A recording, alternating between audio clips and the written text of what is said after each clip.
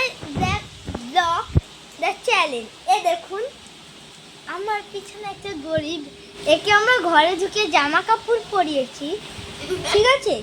এ অনেকদিন ধরে মাংস খায় না, একে আমরা খাসির মাংস খাইয়েছি। এ দেখুন তার জন্য খুব খুশি হয়ে গেছে। এ দেখুন কত খুশি। এ দেখুন খুশির জন্য এরকম হয় মানুষ, মানে কিছু আর বলার নেই এদের। এ দেখুন আর পাগল হয়ে গেছে। এই যে আরে পাগলামি করছে। এই বিকেলটা রাস্তায় ভিজে থাকতো, মানে একে আমরা পর্যন্ত ওষুধও কিনে দিয়েছি, তার সাথে একটা ঘরও বানিয়ে দিয়েছি।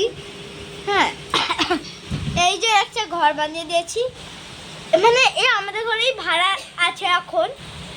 এ মাসে মাসে কামাই হলো 1000 মাত্র, ওই মানে আর কি। তো গাইস বাই।